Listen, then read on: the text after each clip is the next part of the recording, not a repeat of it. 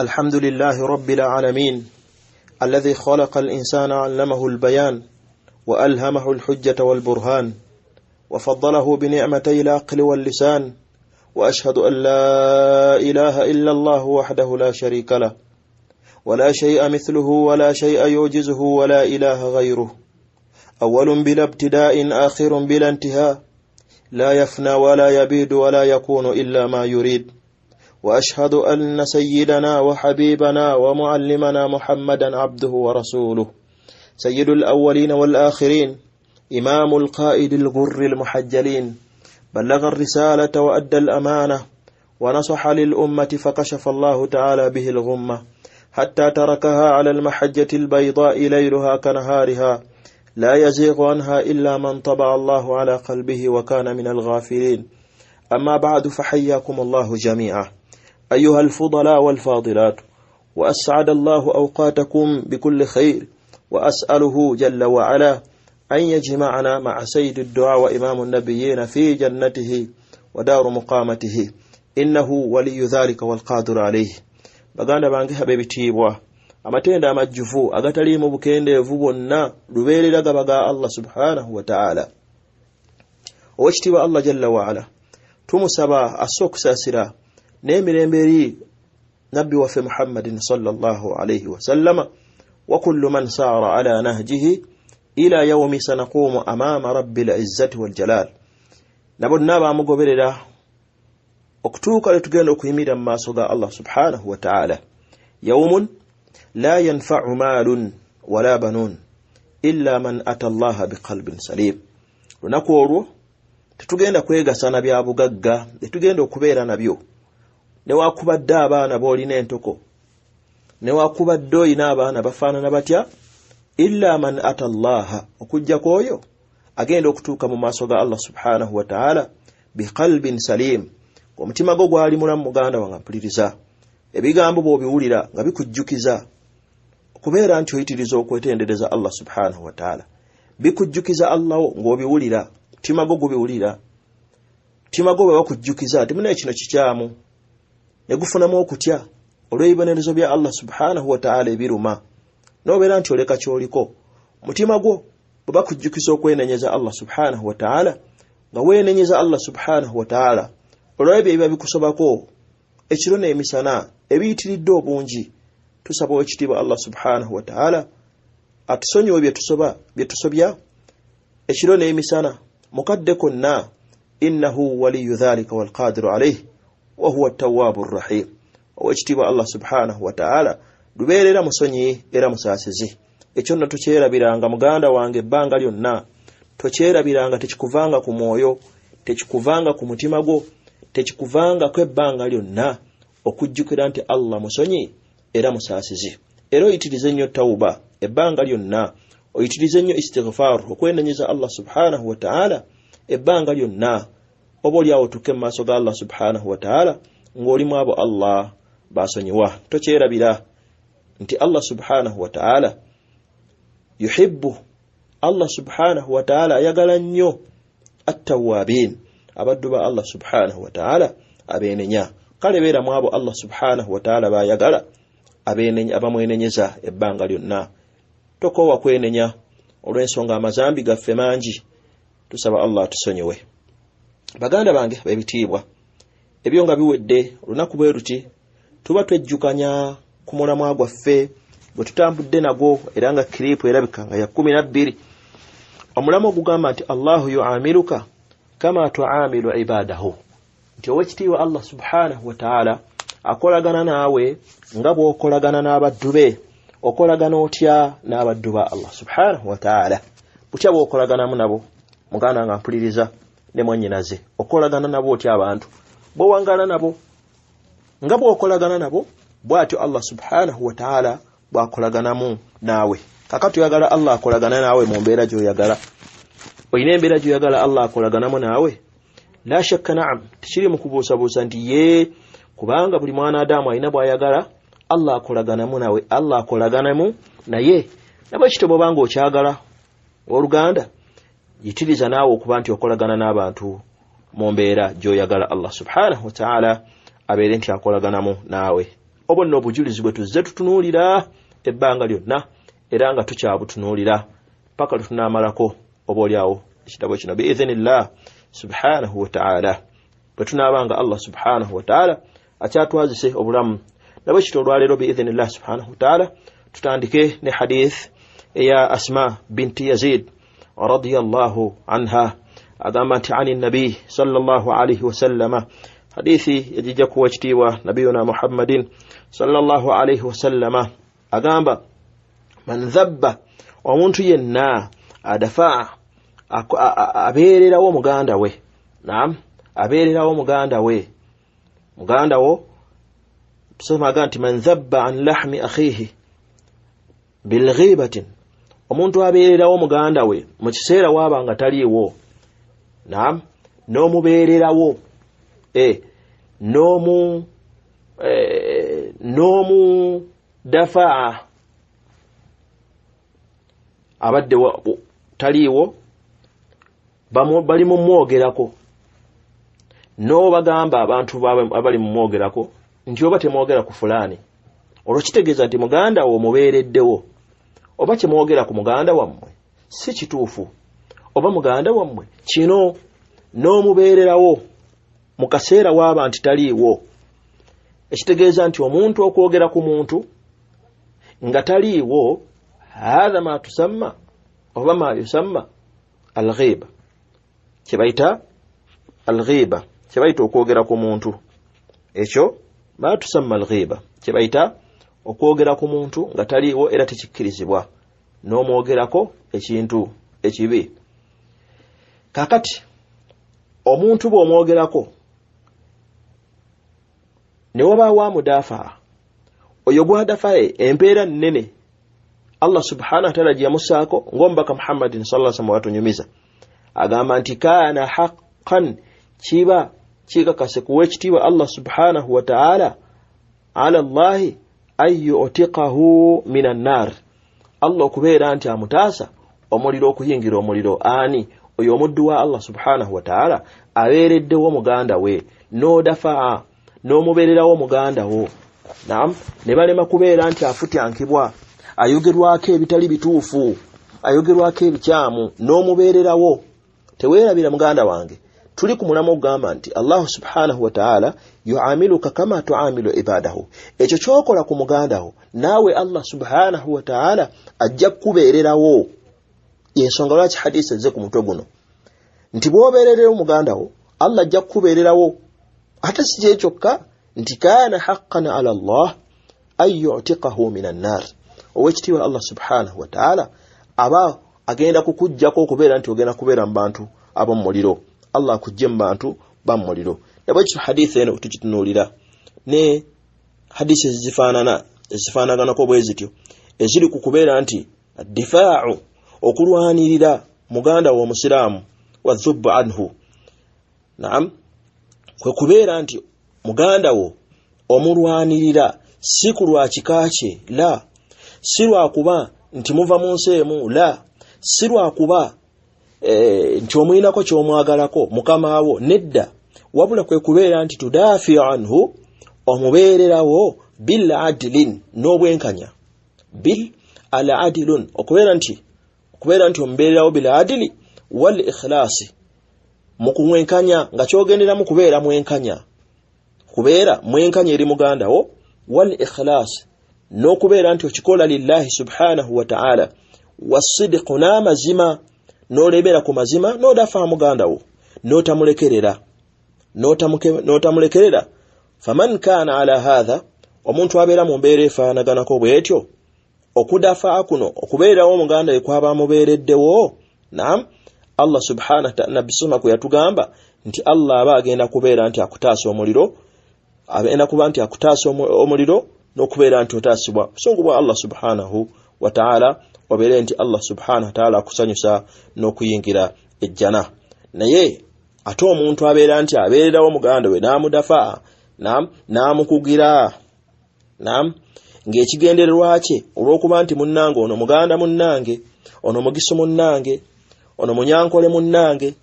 ono mukyoli munnange ono mutoolo munnange anti ono munnayuganda munnange nga gwe kye kigendererwamu mu mbeera eyo nsonga lwaki oba ono munnange bwe tubeera bwe twabye ennyimbe zaffe oba ono bwe tubeera ffe bamuhibbiina bwe tubeera mu bamuhibbiina baffe oba ffe munnange nti ffe bwe tubeera mu gurupu gundi oba ffe munnange bwe tutyo bwe tukola emirimu gyaffe olwa gurupu gy'oba olimu nga yensonga lwaki omubeereddewo yensonga lwaki omulwanirira munnange ebyo nno bw'obeera nti oli ku mbeera efaanaganako bw'etyo nga tokozesezza bwenkanya togendereddemu kubeeramu enkanya nga togendereddemu ikhlaas lillah nga togendereddemu kubeera nti ofuna empeera mu maaso ga Allah subhanahu wa ta'ala fahatha difaa'uhu bilbaatili ekyo nno ky'oba okoze okubeera nti odafa muganda wo oba okikoze bilbaatil tekiba kituufu kiba kifu era toyinaamu mpeera mu maaso ga Allah subhanahu wa ta'ala tugambye nti okubeeramu n'empeera kikole ng'ogenderamu okubeera omwenkanya kikole biladil ng'oli mwenkanya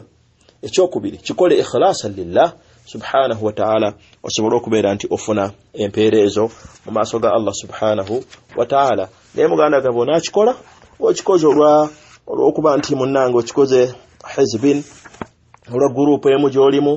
olw'okubeera nti munnange munno bwe muti bamuwangaala empeera toyina mu maaso ga Allah subhanahu wa ta'ala tusaba ekitiibwa Allah subhanahu wa ta'ala atuwe okubeera nga tukola emirimu ebbanga lyonna nga tugikola biikhlasihi subhanahu wa ta'ala atugikola lillah tugikola okubeera nti nataqarrab tugikola okubeera nga tusembera eri Allah subhanahu wa ta'ala n'okubeera nga tufunamu empeera era tuvaawo ne tugenda ku hadisi yaffe eddako hadisi eva ku Abdullah ibn Amr Abdullah ibn Amr radiyallahu anhuma hadithi egamba nti qaala rasulullah sallallahu alaihi wasallam yagamba mbaka wa Allah kusasira n'emirembe give ku ye yagamba nti arrahimuna abaddu ba Allah subhanahu wa ta'ala abasaasira yarhamuhum arrahman Allah subhanahu wa ta'ala abasaasira bisubhanahu tugamba nti irhamu musaasire man fil ardi ebyo biri mu nsi yarhamukum man fis samaa owekitiibwa Allah subhanahu wa ta'ala nabwe kityo ajja yarhamukum man fis samaa mujja kubasaasira abo abali mu ggulu ekigezebwamu hadisi ngera kwe kubeera nti Allah subhanahu wa ta'ala abali mu ggulu ay min al malaika mu malaika za Allah subhanahu wa ta'ala kubanga zeziri waggulu zeziwangaliramu mu ggulu era bwe zibanga zigenda kutubeera nti zitusaasira na kubeera nti zitusabira Allah subhanahu wa ta'ala birrahma Allah subhanahu wa ta'ala kutusaasira wal maghfira n'okutusonyiwa ate gwe tulaba wekitiibwa Allah subhanahu wa ta'ala bwe yagamba mu Qur'an sura eyitibwa Ghafir Allah yagamba nti alladhina yahmiluna al-arsha abo abasitudde namulondo ya Allah subhanahu wa ta'ala era nga nabo be bamalayika waman hawlahu n'abo ate bamalayika abalala era abaliwo kubanga teweerabira nti malayika ezisitudde arshi ya Allah subhanahu wa ta'ala weziri khasa ezisitudde namulondo ya Allah subhanahu wa ta'ala ne malayika endala eziriwo yagamba Allah subhanahu wa ta'ala zitenda yagamba nti yusabbihuna bihamdi rabbihim zibeera mu kutendereza owekitiibwa Allah subhanahu wa ta'ala wa yu'minuna bih era zikkiriza owekitiibwa Allah subhanahu wa ta'ala si kyekyo kyokka kye twagaddemu mu aya eno Allah yagamba nti wastaghfiruna lilladhina amanu ne zibeera nti zisabira Allah subhanahu wa ta'ala zisaba Allah subhanahu wa ta'ala okubeera nti asonyiwa abaddu ba Allah bakkiriza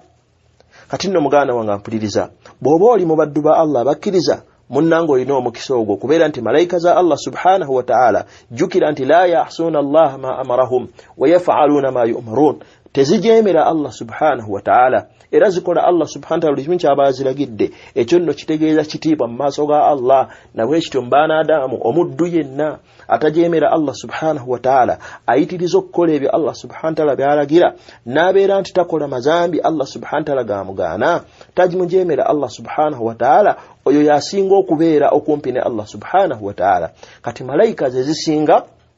okuba nti zibeera kumpi ne Allah lwaki kubanga la yahsuna Allah ma amarahum wa yaf'aluna ma yu'marun kubanga tezijemera Allah subhanahu wa ta'ala mwebi byabaziragidde kakati okuba nti ntukuvu zina kitiibwa kinene mu maaso ga Allah subhanahu wa ta'ala nti nedduwa zaazo ziba zaanukulwa kyova olaba Allah kyagenti wa yastaghfiruna lilladhina amanu zisabira abaddu ba Allah subhanahu wa ta'ala abakkiriza ababakkiriza Allah subhanahu wa ta'ala nga zigamba zitya zigante rabbana wasi'ta kulla shay olwokuba nti Allah subhanahu wa ta'ala Allah mugazi kati zimusaba Allah subhanahu wa ta'ala n'okusaasira kwa Allah subhanahu wa ta'ala kugazi era n'okumanya kwa Allah kama nti wasi'ta kulla shay'in rahma okusaasira kwa Allah subhanahu wa ta'ala kugazi Allah musaasizi wa ilma wajtiba Allah subhanahu wa ta'ala mugazi ma ilm nizisaba Allah zigamba nti faghfir tusaba wajtiba Allah subhanahu wa ta'ala osonyiwe lilladhina tabu ababa kwetondera wattaba'u sabilak nabe anti bakwateri ekkubo lyo Allah subhanahu wa ta'ala ebyo malaika zezisabira abaddu ba Allah bakkiriza kiche wetagisa okuba nakyo wetaga kubeera mukkiriza bw'obanga oli mukkiriza yedduwo gifuna okuva mu malaika za Allah subhanahu wa ta'ala era ng'ogoberera ekkubo lya Allah subhanahu wa ta'ala eziga nti waqihim adhab al-jahim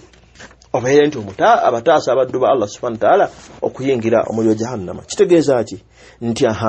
bw'obeera nti oli mbaddu ba Allah subhanahu wa ta'ala arrahimuna ababasaasira yarhamuhum arrahman ekisooka Allah akusaasira si kyo kyokka naam bw'oba osaasira ebiri mu nsi Allah naawe ne malayika nazo zikusabira ne zibeera nti zisaba Allah subhanahu wa ta'ala abeere nti akusonyiwa iyo no hadisi bwetyo bwefaanagana bwetyo bwefaanagana ila hadithi ntuufu kyova olaba nti mbaka Muhammad sallallahu alaihi wasallam yatugamba nti man rahima omuntu yenna asaasira walau dhabiha niwakubadde nga kyasaasira dhabihat asfur ng'osaasira kubeera nti osala akanyonyi rahimahullahu yawm alqiyama owekitiibwa Allah subhanahu wa ta'ala ajja kubeera nti akusaasira ku lunaku lw'enkomerero era mu hadithi ya Muawiya ibn Qurra an abihi ajja ku kitaawe agamba nti qaala rajulun sajja yagamba ya rasulallah owange omubaka wa Allah subhanahu wa ta'ala namugamba nti inni la adhbahu shata nze nno munnange nyinza okusala embuzi fa arhamuha embuzi nengisaasira faqala lahu rasulullah sallallahu alaihi wasallam ombaka Muhammadin sallallahu alaihi wasallam namugamba washatu nembuzi eyo nno in rahimtaha bw'obanga ogisaasidde rahimakallah owekitiibwa Allah subhanahu wa ta'ala bw'atyo naye akusaasira Allah subhanahu wa ta'ala akusaasira olw'okusaasira ekisolo Allah subhanahu wa ta'ala akusaasira olw'okusaasira ekisolo kyova olaba nti Hisham ibn Urwa an abiha agamba nti kama tarhamun turhamun nga bwe musaasira na bwe mutyo bwe musaasirwa yani Allah subhanahu wa ta'ala bw'atyo nammwe bw'abasaasira Allah bw'atyo bw'akola atya bw'abasaasira akati bwe kiba nti Allah subhanahu wa ta'ala atusaasira olw'ebisolo fakaifa ate kiri kitya ng'osaasidde omuddu wa Allah subhanahu wa ta'ala ne mukwano gwe omuddu wa Allah omukkiriza hadisi nyingi eziraga empeera ennene eri mu kusaasira ebisolo ekyokulabirako hadithi ya Abi Huraira radiyallahu anhu agamba nti anna rasulallahi sallallahu alaihi wasallam qaala kati mbaka Muhammadin sallallahu alaihi wasallam yagamba baina ekiseera kyaliwo rajulun yamshi lumu omusajja yali atambula inama rajulu yamshi fi tariq musajja olumu yali atambula kuba mwatambulira fashtadda alayhi al-atash bwatyo nabeera nti ennyonta yamuyitirirako ennyonta bwe muyitirirako nabbi sallallahu alaihi wasallam agamba fanazala bi'ra n'atuuka we yatuuka nga waliwo oluzzi olwo nakkamu wansi enzigi zedda zaalinga naddala mu malungu nga zibeera wansi mu mayinja nga kikwetaagisa okukka mu luzzi. Abamanyi ku nzizi ez'ewaffe e Uganda ezedda fa ku zino taapu olwaleero zaali nga za bidiba olusingira nazo weetaagisa n'okukkamu wansi n'osena amazzi nabwe kiti enzizi zaali nga za wansi. Omusajja ennyonta bwe yamuyitirirako fanazala bi'ra nakka mu luzzi olwo fashariba minha n'abeera nti yanywa amazzi. Thumma kharaja n'afuluma mu luzzi n'avaayo فإذا هو بكلب يلهث يأكل الثرى من العطش. Agenda okuva mu luzzi n'asanga nga waliwo embwa ku bbali naye ng'embwa eri mu kuwankawanka buli omu amanyi kibayita okuwankawanka kw'embwa naye ng'ennyonta egiruma nga n'olulimi lusowoseeyo lukomba ku ttaka olw'ennyonta. Faqaala musajja ono agamba nti laqad balaga hadha mithlu alladhi balagha bi. Embwa eno kitegeeza embeera gy'erimu y'embeera nange gye mbaddemu mu nnyonta gy'abadde nayo. Famala akhuffahu n'abeera nti yaddamu nakka mu luzzi n'abeera nti ateeka amazzi n'aggyamu engatto ze n'assaamu amazzi. Thumma amsakahu bifiihi n'awa embwa amazzi ago n'ebeera nti eganywa. Naam, yateekamu engatto n'asena amazzi n'agissa ku mwagwe olw'ensonga nti ku luzzi olw'okukkamu wansi laba amashakka agali mu kubeera nti oggyayo amazzi. Engatto eno n'asena amazzi n'agissa ku mwagwe. Naam, thumma raqiya fasaqa alkalba. Bwe yava mu luzzi olwo n'ajja n'awa embwa amazzi mu ngatto ye. Fashakara Allahu lahu faghafara lahu. Owekitiibwa Allah subhanahu wa ta'ala yani athna alayhi, Allah yamutendereza ekikola ekyo kye yakola. Naam, nakkiriza omulimu gwogwo gwe yakola ogw'okuwembwa. Kyoluvala Qurtubi agamba nti azhar ma jazaahu bihi inda almalaika, yani owekitiibwa Allah subhanahu wa ta'ala n'alaga bamalayika omulimu ogwo omuddo oyo gwe yakola olw'obulungi bwagwo. Kitegeeza nti Allah subhanahu wa ta'ala gwogerako oba n'agulaga bamalayika nti mulabe omuddu wange omulimu gwakoze. Kitegeeza nti Allah subhanahu wa ta'ala abagusiimye. Kyovalaba Ibn Dinar ye bwe yagamba mu hadisi naga nti fashakara Allahu lahu, Allah bwe yamala okusiima omulimu ogwo n'agukkiriza ye teyaga nti faghafara lahu, wabula yagamba nti fa adkhalahu aljanna. Allah subhanahu wa ta'ala n'abeera nti yamuyingiza ejjana olw'omulimu ogwo. Basahaba n'abaaliwo omubo nga mwalimu ne sahaba ayitibwa Suraqah ibn Malik ne babuuza omubaka Muhammadin sallallahu alaihi wasallam ne bamugamba nti ya Rasulallah, owange omubaka wa Allah, wa inna lana fil bahaim ajran, ne mu bisolo tufunamu empeera. Qala baka Muhammadin sallallahu alaihi wasallam n'abagamba fi kulli kabidin ratbatin ajrun, buli kisolo kyonna ebbanga lyekimala nga kirina ekibumba kitegeeza kiba kiramu, era bw'okikolerera n'okiwa amazzi obeera ofuna empeera. Akhrajahu al-Bukhari, hadithi eva ku Bukhari. Ekitegeezebwa nti wa inna lana fil bahaim ajra, okubeera nti tuyisa bulungi ekisolo. Naam, tufunamu empeera. Tewerabira nti Nawawi mu bimu ku bigambo bye yagamba nti inna umumahu mu hadithi eno ebisolo byonna kyajja nga kirimu, ebisolo byonna byayogerwa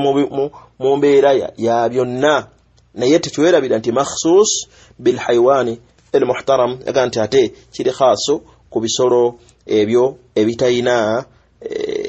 bitaalagirwa kubeera nti bittibwa, ebitaalagirwa kubeera nti bittibwa. Kitegeeza nti waliwo ebisolo ebyalagirwa okubeera nti bittibwa nga birina obulabe eri abantu,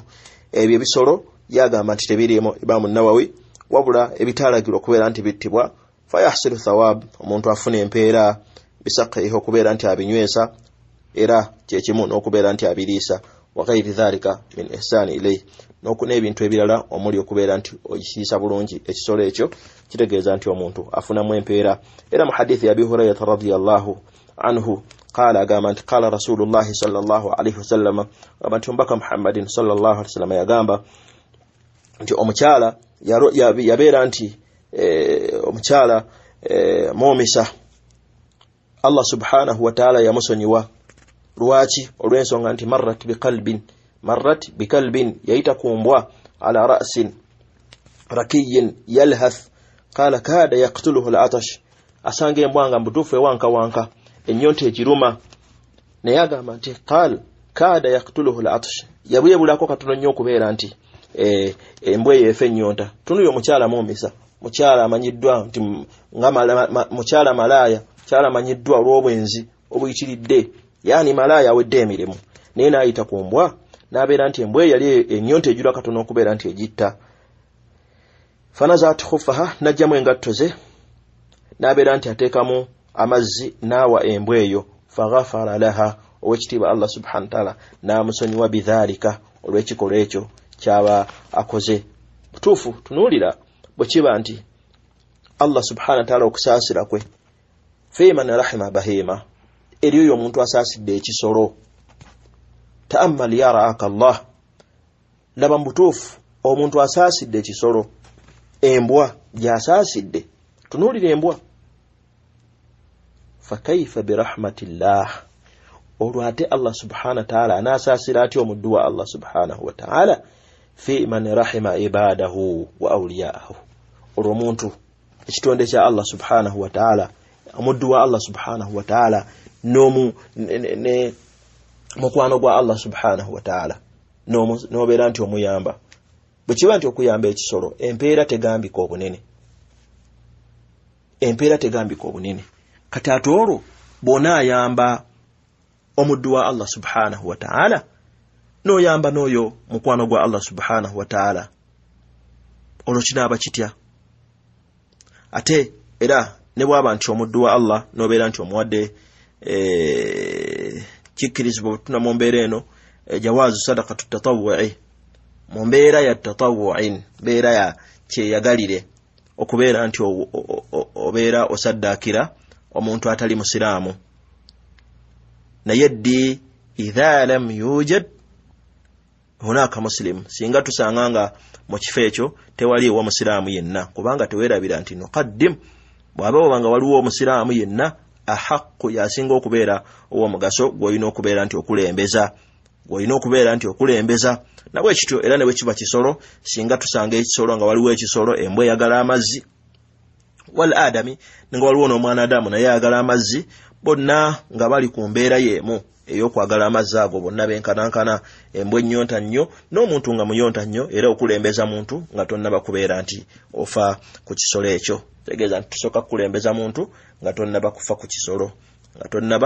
ku kisolo ekyo ebyo nno mu mbeera efaanaganako bwetyo bweba nti ebisolo birina haqqi efaanaganako bwetyo ngera n'empeera nnene nabwe kityo omwana Adamu ate kiyitirira ebyo byonna bigendererwamu okubeera nti tulongoosa enkolagana yaffe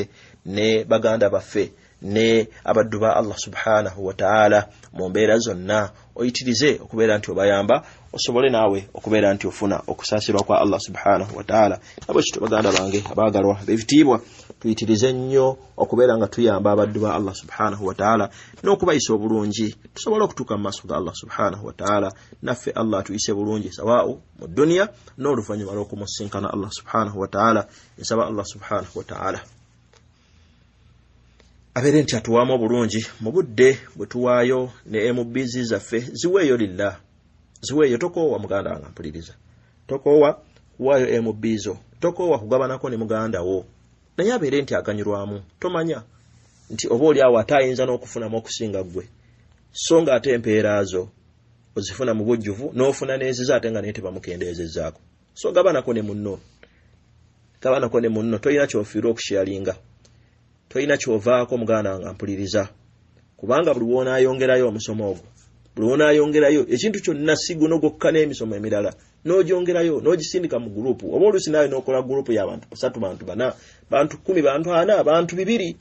n'obeera nti naawe oyongerayo omulala naye n'abeera ng'afunamu ne bw'afunamu hadithi emu ne bw'afunamu ekigambo kimu n'akikolerako empeera nnene nnyo gy'ogenda okufuna mu maaso ga Allah subhanahu wa ta'ala tusaba Allah subhanahu wa ta'ala akkirize ffenna tuweemu empeera eri nze nammwe abawuliriza n'oyo yenna ayongerayo n'agabanako ne munne. Nsaba Allah subhanahu wa ta'ala empeera zammwe mbere nti muzisanga ku mizaani z'emirundi gyammwe emirungi. Innahu wali dhalika wal qadiru alayhi. Subhanaka rabbil izzati amma yasifun wa salamun ala mursalin walhamdulillahi rabbil alamin. Wassalamu alaykum wa rahmatullahi wa barakatuhu.